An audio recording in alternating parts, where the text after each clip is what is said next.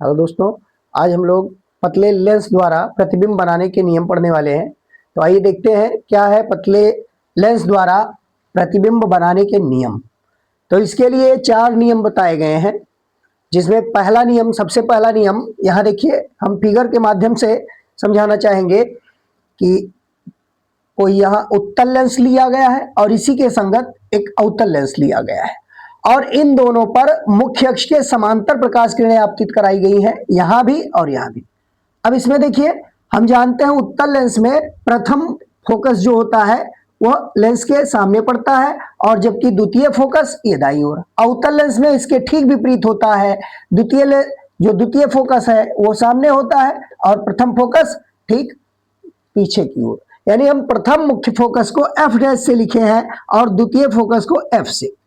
तो पहला नियम क्या कहता है, पतले लेंस द्वारा प्रतिबिंब बनाने का जो पहला नियम है कि जब प्रकाश किरण मुख्य अक्ष के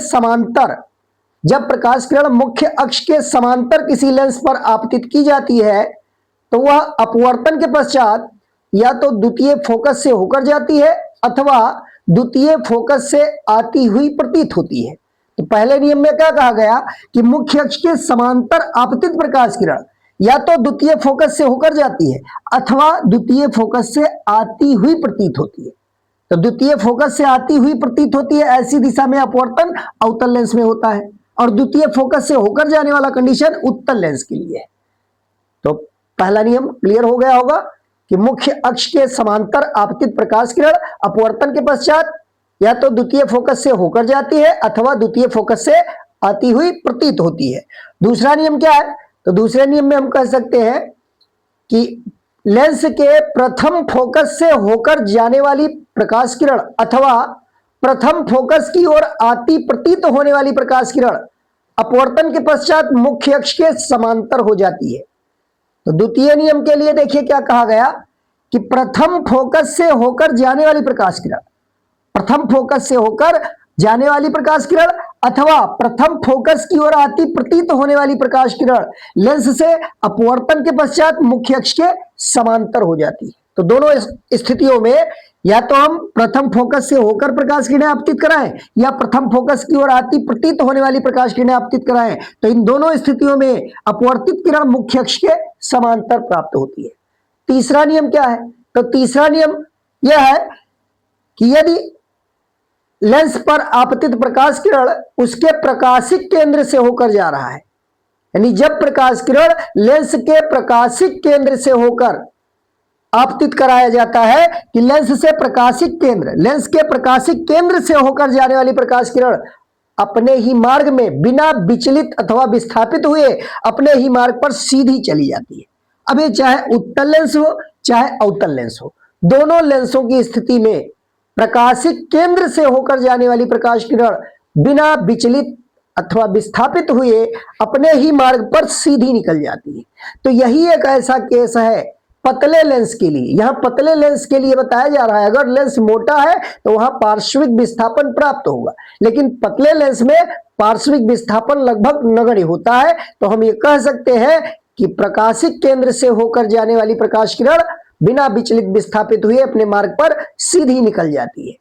तो यदि ये पूछा जाए कि ऐसी कौन सी स्थिति है लेंसों की कि उस स्थिति से प्रकाश किरण गुजारने पर अपवर्तन की घटना यानी जैसे प्रकाश किरणें अपने मार्ग से जो विचलित होती थी वह चीज प्रभावित नहीं होता या उसका मार्ग प्रभावित नहीं होता, तो यही एक ऐसा केस है कि प्रकाशिक केंद्र से होकर जब प्रकाश किरणें गुजरती है तब वो अपने पथ से विचलित नहीं होती, सीधी निकल जाती है, जैसे कि मानो अपवर्तन हुआ ही ना हो। ये अपवर्तन जैसे मानो हुआ ही ना हो। लेकिन अपवर्तन के केस में हम केवल दिशा ही नहीं बल्कि वेग भी देखते हैं, लेकिन यहाँ वेग चेंज होगा, भाई माध्यम बदलने पर वेग बदलेगा, लेकिन यहाँ पथ उसका नहीं बदल रहा है, सीधी निकल रही है। अपवर्तन तो हो रहा है, प्रकाश किरण एक माध्यम से दूसरे माध्यम में प्रवेश कर रही है तो अपवर्तन होगा, लेकिन यहाँ उसकी दिशा जो होती है वो पतला लेंस होने के कारण हमको बिल्कुल सीधी दिखाई पड़ती है कि बिना विचलित विस्थापित हुए अपने मार्ग पर सीधी निकल जाती है। अब इसका देखिए चौथा केस क्या है, तो चौथा केस में कहा गया कि जब प्रकाश किरण मुख्य अक्ष के समांतर ना हो लेकिन परस्पर समांतर हो। ऐसी कोई प्रकाश किरण आपतित कराई जाए लेंसों पर कि जो परस्पर समांतर हो, मुख्य अक्ष के समांतर ना हो परंतु परस्पर समांतर प्रकाश किरणें लेंस पर आपतित कराई जाए तो वह अपवर्तन के पश्चात, लेंस से अपवर्तन के पश्चात द्वितीय फोकस तल में किसी बिंदु पर जाकर मिलती है। यहां देखिए हमने उत्तल लेंस में दो समांतर आपतित किरणें लिया है जो मुख्य अक्ष के समांतर नहीं है परंतु परस्पर समांतर है। तो परंतु परस्पर समांतर किरणें जब आपतित करते हैं तो यह अपवर्तन के पश्चात इस फोकस तल के किसी बिंदु पर जाकर मिलेंगी। अवतल लेंस की स्थिति में देखिए तो यहां भी देखिए दो परस्पर समांतर किरणें लिया गया है और दो परस्पर समांतर किरणें जब लेंस से अपवर्तित होती हैं तो यहां भी द्वितीय फोकस तल में आकर मिल रही है। देखिए यह भी द्वितीय फोकस तल उत्तल लेंस में पीछे की ओर होता है जबकि अवतल लेंस में सामने की ओर होता है।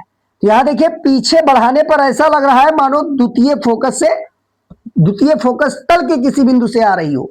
तो इस चौथे नियम को हम क्या कह सकते हैं कि जब परस्पर समांतर परंतु मुख्य अक्ष के समांतर नहीं, जब परस्पर समांतर परंतु मुख्य अक्ष के समांतर नहीं, इस प्रकार की प्रकाश किरणें लेंस पर आपतित कराई जाती हैं तो वह लेंस से अपवर्तन के पश्चात या तो द्वितीय फोकस तल के किसी बिंदु पर मिलती हैं अथवा द्वितीय फोकस तल के किसी बिंदु से आती हुई प्रतीत होती है। तो यही चार नियम है। इन्हीं चार नियमों में किसी दो नियम का प्रयोग करके हम किरण आरेख खींचेंगे, यानी विभिन्न स्थितियों में वस्तु रखने पर उसका जब प्रतिबिंब दर्शाना होगा तो इन्हीं चार नियमों में से किन्हीं दो नियम का प्रयोग करके हम आसानी से किरण आरेख खींच सकते हैं। अब आइए देखते हैं कि वस्तु की विभिन्न स्थितियों में प्रतिबिंब की स्थिति और उसकी प्रकृति क्या होगी।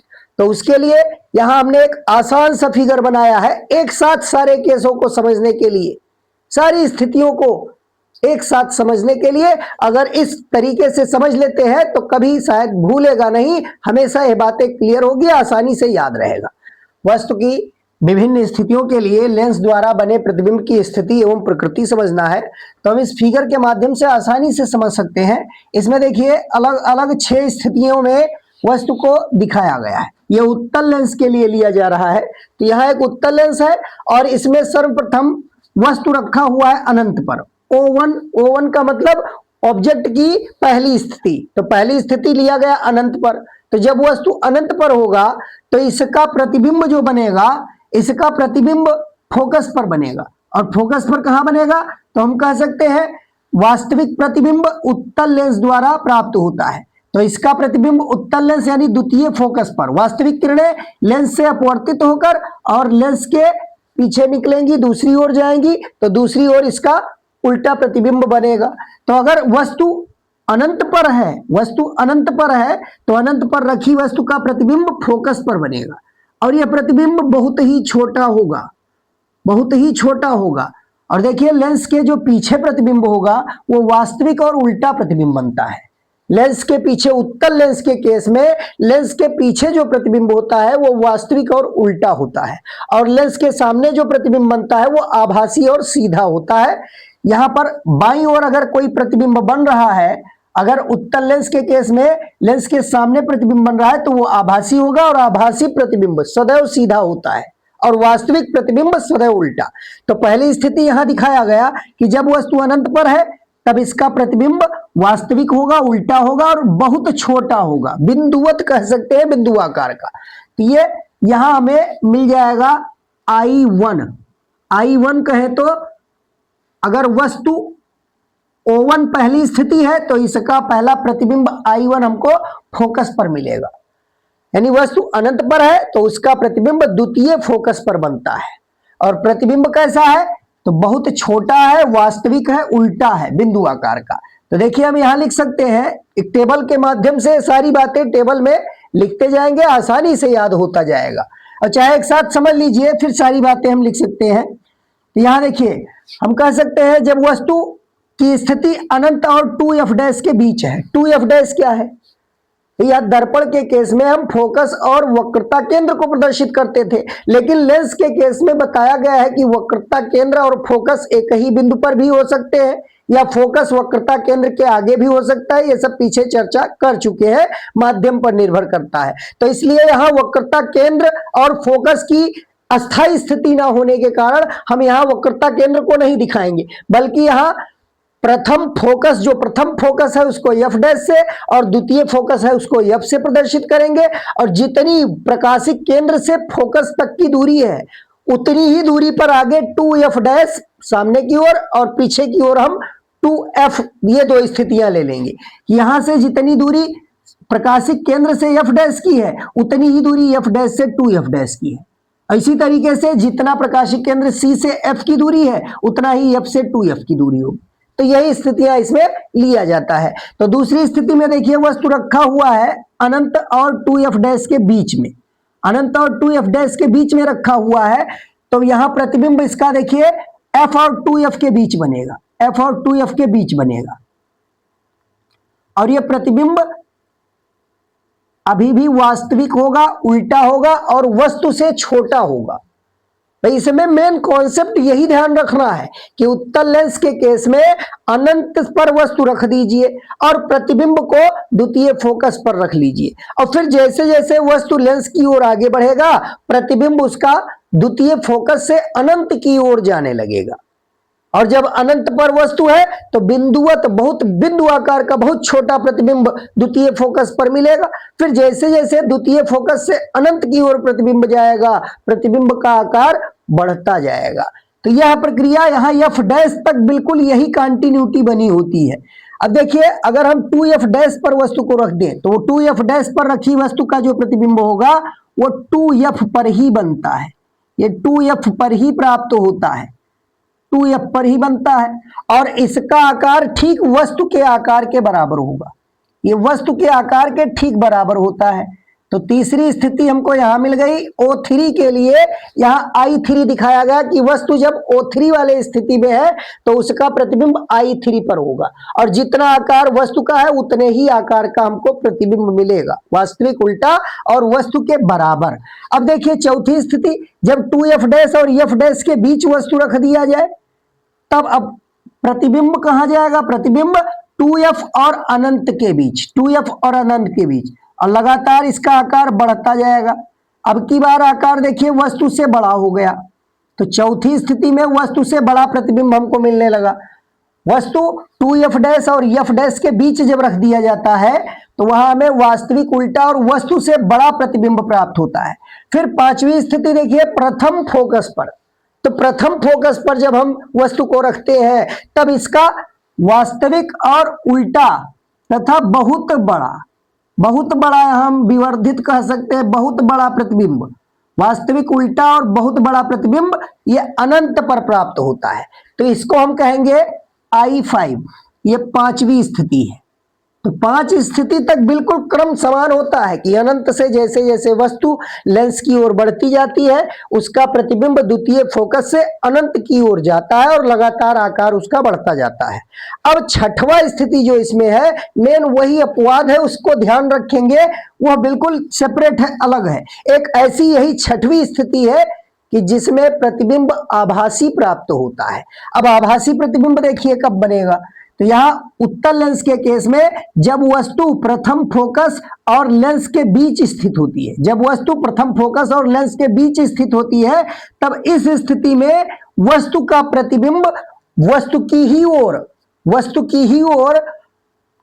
f डैश से परे यानी फोकस दूरी f से अधिक दूरी पर, अब यहां भी हो सकता है, यहां भी हो सकता है, इसके लिए कोई निश्चित स्थान नहीं होता, लेकिन यहां देखिए वस्तु से बड़ा प्रतिबिंब बनेगा और ये f डैश से अधिक दूरी पर बनेगा, यानी फोकस दूरी से बड़ी दूरी पर कहीं यहां बन जाएगा ये। तो इसमें I6 वाला जो केस है यानी छठवीं स्थिति वाला वह बाईं ओर होता है, ये ध्यान रखिए। I6 की स्थिति हम यहां लेंगे,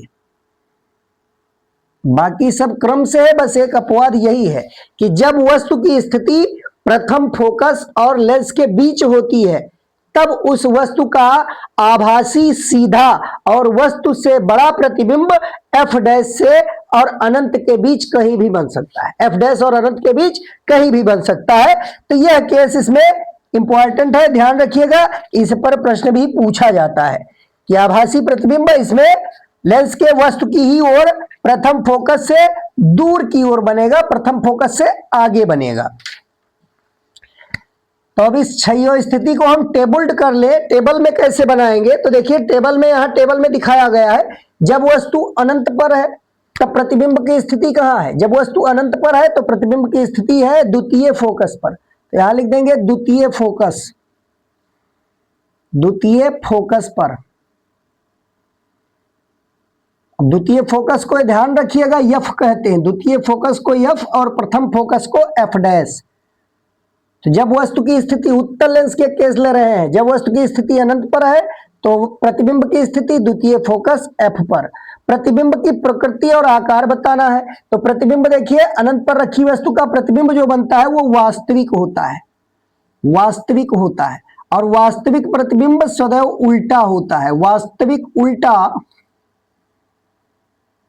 तथा आकार बताना है, तो आकार देखिए बहुत छोटा, वास्तविक उल्टा तथा वस्तु से बहुत छोटा,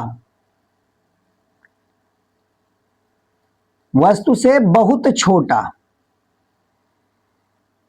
बहुत छोटा मतलब हम कह सकते हैं बिंदुवत, बिंदु आकार का, बिंदु आकार का, या बिंदुवत लिख दीजिए, बहुत छोटा बिंदु जैसा दिखाई देता है, तो बहुत छोटे आकार का प्रतिबिंब बनता है।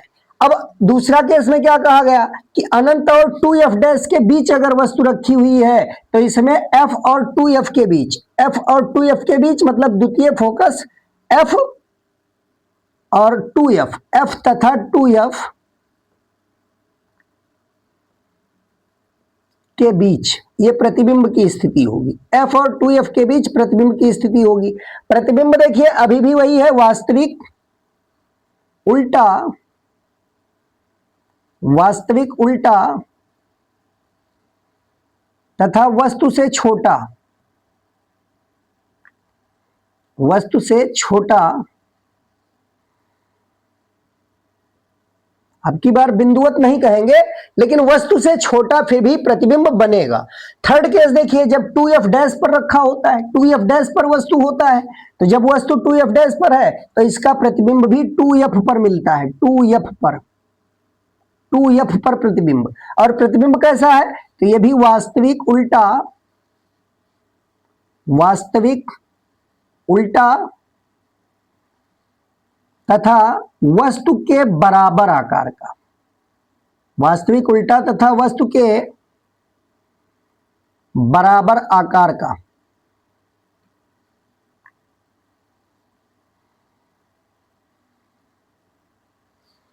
ये जब 2f डैश पर रखा होता है वस्तु, तो प्रतिबिंब जो होता है वो लेंस के दूसरी ओर उतनी ही दूरी पर, यानी 2f दूरी पर बनती है। तो अब देखिए, अगर यहां से देखा जाए दूरी, तो जितना लेंस से दूर वस्तु है उतनी ही दूरी पर दूसरी ओर लेंस से प्रतिबिंब बनता है। तो अगर ये फोकस दूरियां 2f डैश और यहाँ 2f डैश अगर बराबर है तो हम इसको न्यूनतम दूरी कहेंगे। इसको हम 4f जो होती है, अगर कहा जाए कि उत्तल लेंस पर वस्तु और प्रतिबिंब के बीच की न्यूनतम दूरी कितनी होती है, तो उत्तल लेंस के केस में वस्तु और प्रतिबिंब के बीच की न्यूनतम दूरी 4f होती है। अब यहां से 2f दूरी इधर है और उतना ही दूरी है 2f इधर है, तो न्यूनतम दूरी इसको कहेंगे 4f। बाकी सभी स्थितियों में 4f से अधिक कह सकते हैं, अधिक होगी, लेकिन यहां न्यूनतम दूरी यही होगी इसमें। तो अगला देखिए, 2f डैश तथा f डैश के बीच वस्तु को रखा गया। चौथे केस में 2f डैश और f डैश के बीच। अब वस्तु अगर 2f डैश और f के बीच अगर रख दिया गया है, तब चौथे केस में देखिए प्रतिबिंब 2f और अनंत के बीच बन रहा है। तो अब प्रतिबिंब बन रहा है 2f तथा अनंत के बीच, 2f तथा अनंत के बीच। ये हो गया प्रतिबिंब की स्थिति। अब प्रतिबिंब कैसा है? तो अब इसके आगे यानी 2f दूरी पर बराबर आकार का प्रतिबिंब बना है। अब जैसे ही वस्तु और आगे हम ले जाएंगे, अब प्रतिबिंब का आकार बड़ा हो जाएगा वस्तु से, लेकिन अभी भी वास्तविक उल्टा रहेगा। तो यहां देखिए, वास्तविक उल्टा, वास्तविक उल्टा तथा वस्तु से बड़ा, वास्तविक उल्टा तथा वस्तु से बड़ा प्रतिबिंब प्राप्त होगा। वास्तविक उल्टा तथा वस्तु से बड़ा। अब देखिए पांचवा case F dash, F dash यानी प्रथम फोकस पर। जब वस्तु को प्रथम फोकस पर रख देते हैं तब इसका प्रतिबिंब कहां बनता है, तो प्रथम फोकस पर रखी वस्तु का प्रतिबिंब अनंत पर बनता है, लेंस के पीछे अनंत पर बनता है। तो हम सीधे एफ डैश पर अगर वस्तु है तो इसका प्रतिबिंब बनेगा अनंत पर, अनंत पर। तो प्रतिबिंब कैसा होगा, तो वास्तविक उल्टा, वास्तविक उल्टा तथा वस्तु से बहुत बड़ा, वस्तु से बहुत बड़ा।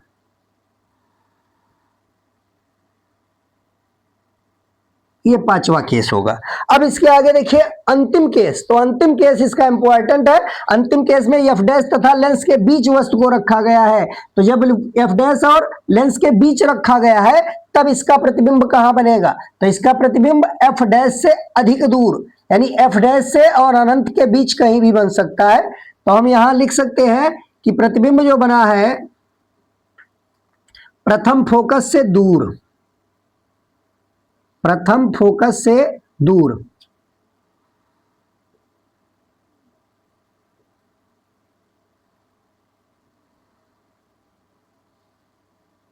प्रथम फोकस से दूर वस्तु की ही ओर,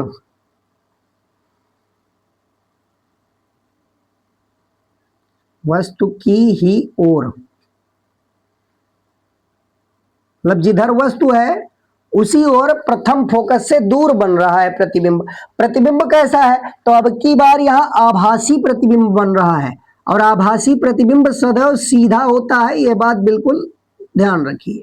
आभासी सीधा और आकार इसका वस्तु से बड़ा, आभासी सीधा तथा वस्तु से बड़ा।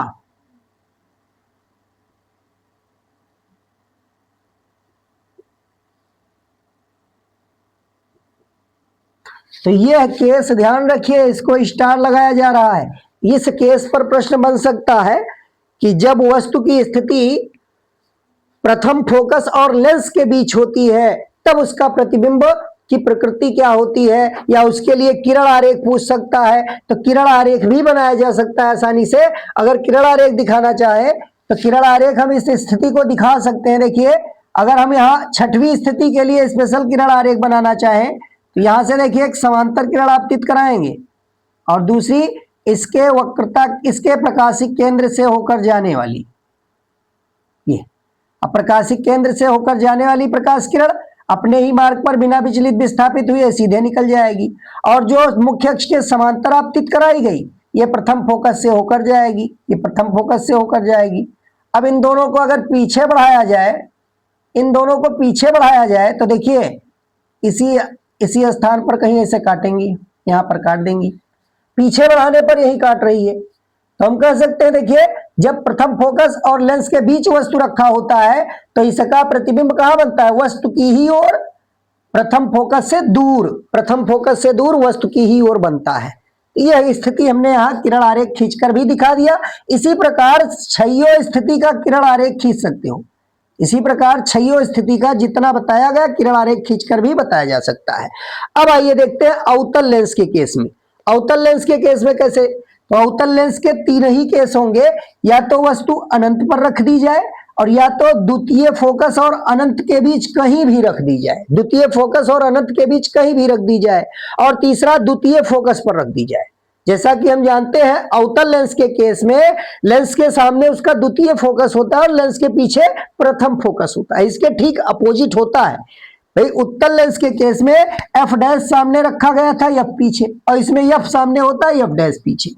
तो अब यहां देखिए तीन स्थितियां इसमें बनता है। उत्तल लेंस के केस में वस्तु को पहले अनंत पर रखा गया, तो अनंत पर अगर वस्तु को रखेंगे तो इसका प्रतिबिंब कहां बनेगा, तो अनंत पर रखी वस्तु का आभासी सीधा और वस्तु से बहुत छोटा प्रतिबिंब फोकस पर बनता है। आभासी सीधा और वस्तु से बहुत छोटा प्रतिबिंब बनेगा, और वो भी फोकस पर बनेगा, द्वितीय फोकस पर ही बन जाएगा, यहीं पर इसका प्रतिबिंब बनेगा। यहां देखिए हम डिफरेंट कलर से दिखा रहे हैं, ये है, ये हो जाएगा। तो जब वस्तु अनंत पर है तो इसका प्रतिबिंब इसी पर बन जाता है, यानी फोकस पर ही पहला प्रतिबिंब बनता है। यहीं पर हमने I1 रख दिया, यहीं पर I1 रख दिया। अब अगर प्रतिबिंब लेंस के सामने ही बन रहा है तो निश्चित रूप से वो आभासी होगा। और यहां देखिए बहुत छोटा। अगला स्थिति देखिए, जब वस्तु अनंत और द्वितीय फोकस, अनंत और द्वितीय फोकस यानी F के बीच स्थित है, तो द्वितीय फोकस और अनंत के बीच रख देंगे तो उसका प्रतिबिंब तब भी वस्तु से छोटा होगा और यह लेंस और फोकस, द्वितीय फोकस के बीच कहीं भी बन सकता है। ये हो जाएगा, अभी भी यह वस्तु से छोटा ही है। ये I2 की स्थिति यहां होगी, I2।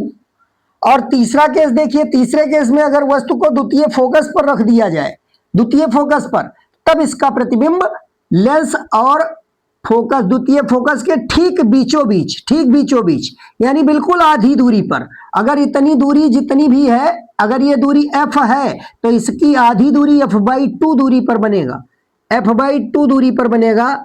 और जितना लंबाई का वस्तु है ठीक उसके आधे लंबाई का प्रतिबिंब दिखाई देगा, ठीक उसके आधे लंबाई का प्रतिबिंब बनेगा। ये तीसरी स्थिति में। तो तीन स्थितियां यहां है और तीनों स्थितियों में वस्तु को अनंत पर रखेंगे तो इसका प्रतिबिंब द्वितीय फोकस पर बनेगा और प्रतिबिंब तीनों स्थिति में आभासी और सीधा बन रहा है और वस्तु से छोटा प्रतिबिंब सदैव बन रहा है।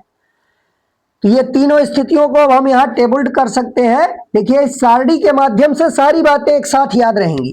तो पहले वस्तु जब अनंत पर है, अवतल लेंस की स्थिति में, यहाँ अवतल लेंस की स्थिति लिया जा रहा है, तो अनंत पर रखी वस्तु का प्रतिबिंब द्वितीय फोकस पर बनता है। यहां लिख देंगे द्वितीय फोकस F पर, द्वितीय फोकस यानी F पर प्रतिबिंब कहां बनता है, द्वितीय फोकस F पर। और इसका प्रतिबिंब का प्रकृति कैसा है, तो आभासी। आभासी प्रतिबिंब सदैव सीधा होता है, इसलिए आभासी सीधा तथा आकार इसका, तो हम कहेंगे वस्तु से बहुत छोटा, वस्तु से बहुत छोटा। जहां भी बहुत छोटा आकार की बात की जाए उसको हम बिंदुवत मान लेंगे, मतलब बिंदु आकार का कह सकते हैं या बिंदुवत। बहुत छोटा मतलब बिंदुवत, बिंदु के आकार का। सेकंड स्थिति, जब वस्तु अनंत और F के बीच, यानी वस्तु जब अनंत और द्वितीय फोकस के बीच कहीं भी स्थित हो, तो जब वस्तु अनंत और द्वितीय फोकस के बीच स्थित होता है तब इस वस्तु का प्रतिबिंब लेंस और द्वितीय फोकस के बीच होता है, लेंस और द्वितीय फोकस के बीच होता है। यानी हम कह सकते हैं F तथा लेंस या लेंस और द्वितीय फोकस के बीच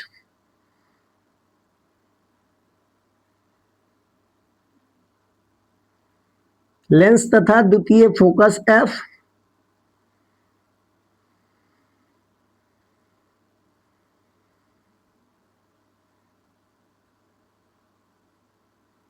के बीच।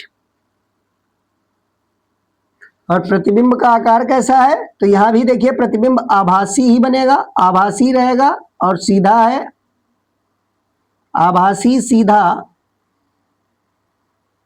तथा वस्तु से छोटा, वस्तु से छोटा।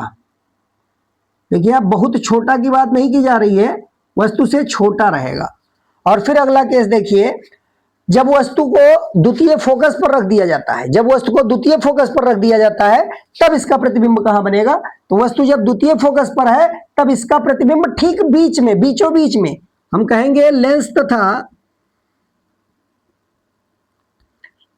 तथा द्वितीय फोकस, लेंस तथा द्वितीय फोकस F